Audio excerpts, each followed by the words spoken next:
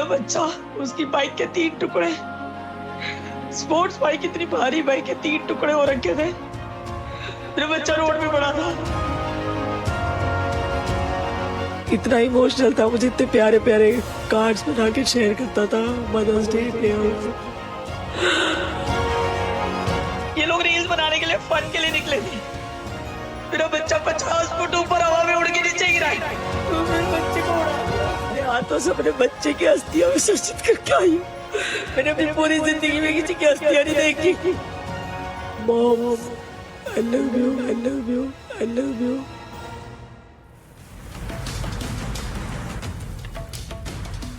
नमस्कार, आपके साथ मैं हूं सुचेता कुकरेती। आप देख रहे हैं माई कौन है। आज माई कौन है उस गलती पर जो गुनाह बन जाती है जब आप उसे रोकते नहीं। लोगों को क्या लगता है कि दौलत है तो कोई कुछ नहीं बिगाड़ पाएगा। ये बात दिमाग में कहां से आती है कि पिता रसूखदार है तो उनके हाथ कानून से भी लंबे हैं। इस तरह की सोच, रफ्तार का नशा और रील की बीमारी, ये दोनों मिलकर कितनी जिंदगियां खाएगी, आज इस सवाल पर माइक ऑन कर रही। एक तस्वीर ने हम सबको कल से ऐसे हिलाकर रख दिया है कि हम आगे सोच ही नहीं पा रहे हैं। एक मां की तस्वीर जो अपने बेटे के लिए बिलख रही है। 23 साल तक मां ने जिस बच्चे को अकेला पाला, एक झटके में वो बच्चा मां से हमेशा के लिए अलग हो गया। ना कोई फैमिली। जब हमने ये खबर सोशल मीडिया पर देखी तो अपनी जिम्मेदारी समझते हुए उस मां से बात की। कल एनडीटीवी के शिव अरूर ने उस मां की बातें आप तक पहुंचाई। आज देश भर की मीडिया उनके पास जा रही है, लेकिन हम रोज उस मां के जख्म को कुरेद कर हरा नहीं करना चाहते। उन्हें जो कहना था वो कह चुकी है और कई बार कह चुकी। आज मैं आपसे कुछ कहना चाह रही हूं। दिल्ली के द्वारका इलाके में रीलबाजी का शौक पूरा करने के लिए एक लड़का तेज रफ्तार से स्कॉर्पियो दौड़ाता है, 2 गाड़ियों को टक्कर मारता है। हादसे में बाइक पर सवार 23 साल के युवक की जान चली जाती है और फिर खबर आती है कि सिर्फ 7 दिन के अंदर आरोपी को जमानत दे दी गई। और इसलिए दे दी गई क्योंकि उसकी बोर्ड की परीक्षा थी, उसे एग्जाम देना था और वो नाबालिग है। सही सुना आपने, नाबालिग है, फिर भी वो गाड़ी चला रहा था। एक ऐसी गाड़ी जिसके पहले ही 13 चालान कट चुके थे, लेकिन वो ओवर स्पीडिंग के चालान थे, फिर भी वो गाड़ी चला रहा था। सवाल है कि उसके बावजूद वो गाड़ी सड़क पर धड़ल्ले से दौड़ कैसे रही थी।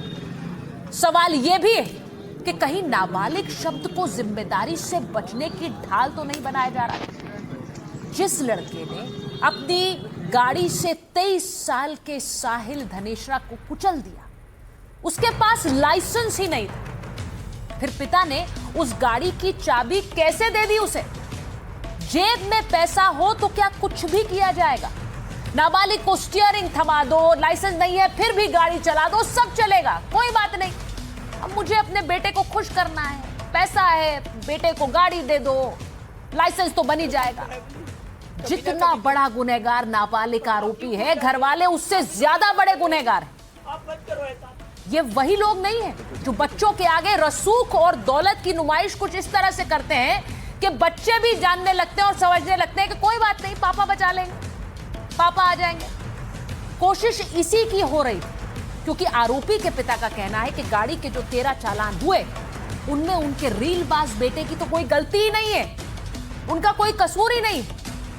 हर चालान के लिए ड्राइवर जिम्मेदार है। नाबालिग गलती कर सकते हैं, उन्हें सुधरने का मौका मिलना चाहिए, ये मैं सोचती हूं, बिल्कुल मानती हूं। लेकिन क्या हर गुनाह बचपना होता है? किसी की जान चली जाए वो बचपना कहलाएगा क्या? क्या तेज रफ्तार में गाड़ी से कुचलकर किसी की जान ले लेना लड़कपन की गलती मान लें, नॉर्मल मान लें? बिल्कुल नहीं मानी जा सकती। यह गंभीर अपराध, सुप्रीम कोर्ट तक कह चुका है कि अपराध अगर गंभीर हो तो आरोपी की मैच्योरिटी देखकर केस चलाया जा सकता है। यहां तो जान चली गई 23 साल के साहिल। इन सारे सवालों पर मौन तोड़ना होगा। कार में सवार होकर कोई और रीलबाज किसी और साहिल की जान ले लेगा? इसके लिए सवाल पूछने होंगे।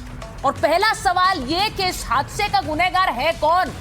क्या सिर्फ वो लड़का जिसने हादसे को अंजाम दिया, या फिर वो सोच जो कायदे को, कानून को, चालान को, सबको कुछ नहीं समझती है? ऐसे हादसों पर ब्रेक लगाना है तो रुतबे का गुरूर नहीं, जिम्मेदारी की समझ काम आती है।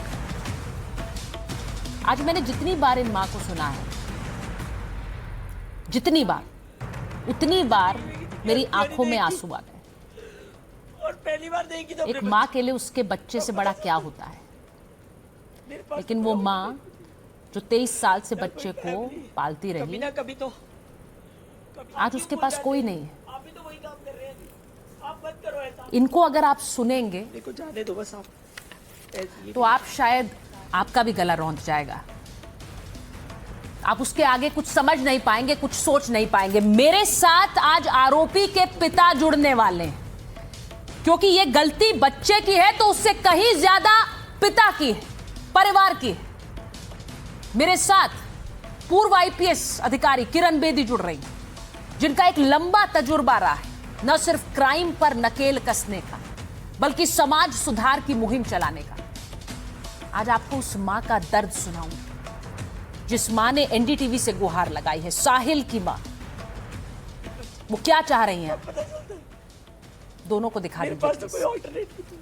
और आज देश भर में उस मां के दर्द को लेकर कई सवाल खड़े हो रहे हैं। मेरे साथ आज उस आरोपी के पिता भी जुड़ रहे हैं, क्योंकि मैं ये मानती हूं कि अगर बच्चों को शुरू से ये बताया जा रहा है कि कोई भी मुसीबत हो आपको निकाल लिया जाएगा, तो वो इसी तरह से सड़क पर निकल जाते हैं बिना सोचे कि वो क्या गलती या गुनाह कर सकते हैं। उनकी मां को मैं पहले सुनाना चाहती हूं आपको क्या कह रही है साहिल की मां, क्योंकि साहिल की मां सीधे सीधे अपने लिए इंसाफ मांग रही है और मुझे लगता है उनके साथ पूरा देश भी। सुनिए पहले। मेरा बच्चा, उसकी बाइक के 3 टुकड़े, स्पोर्ट्स बाइक, इतनी भारी बाइक के 3 टुकड़े हो रखे थे। मेरा बच्चा रोड पे पड़ा था। इतना इमोशनल था, मुझे इतने प्यारे प्यारे कार्ड्स बना के शेयर करता था मदर्स डे पे। ये लोग रील्स बनाने के लिए, फन के लिए निकले थे। मेरा बच्चा 50 फुट ऊपर हवा में उड़ के नीचे गिरा है। तो मेरे बच्चे को उड़ा दिया। मेरे हाथों से अपने बच्चे की अस्थियां विसर्जित करके आई हूँ। मैंने अपनी पूरी जिंदगी में किसी की अस्थियां नहीं देखी। Mom, I love you, I love you, I love you। मुझे 1:19 पे कॉल आता है कि मैं SHO सेक्टर 11 से बोल रहा हूँ और यहाँ पे हमें एक बाइक मिली है R1 500 और उसका रजिस्ट्रेशन जिस मोबाइल नंबर से वो मेरे बच्चे का नंबर था। मुझे कॉल आता है और वो बोलते हैं कि वो जिस बच्चे की बाइक है वो ऑन द स्पॉट, हमें एक डेड लड़का मिला है, एक्सीडेंट मिला है हमें। मैंने उनसे पूछा लड़का कैसा है देखने में, उन्होंने बोला कि पतला है, गोरा सा है। मेरी जान सूख गई। मैं भागते हुए सीढ़ियों से अपनी गाड़ी उठा के मैं पहुंची वहां पे, ऑन द स्पॉट पहुंची मैं सेक्टर 11 लाल बहादुर शास्त्री के सामने। मेरा बच्चा, उसकी बाइक के 3 टुकड़े, स्पोर्ट्स बाइक, इतनी भारी बाइक के 3 टुकड़े हो रखे थे। मेरा बच्चा रोड पे पड़ा था बहुत बुरी हालत में। उसकी जैकेट के भी चीतड़े हो रखे थे। इतनी बुरी हालत में मेरा बच्चा रोड पे पड़ा था। वहां से मैं अब 10 मिनट में चिल्लाती रही, मुझे समझ नहीं आया। मैं चिल्लाती रही 10 मिनट रोड में। उसके बाद वहां पे एम्बुलेंस खड़ी थी पर बच्चा हॉस्पिटल नहीं पहुंचा था। एम्बुलेंस खड़ी थी वहां पे। मेरे जाने के बाद 10 मिनट चिल्लाने के बाद मेरे बच्चे को ऐसे दोनों हाथों और पैरों से बिना सपोर्ट दिए, जबकि पुलिस वालों को पता था या नहीं पता मुझे नहीं मालूम, मेरे जाने के 10 मिनट बाद उसको उठा के एम्बुलेंस में डाल के उसको पैकेट में मुंह बंद कर दिया।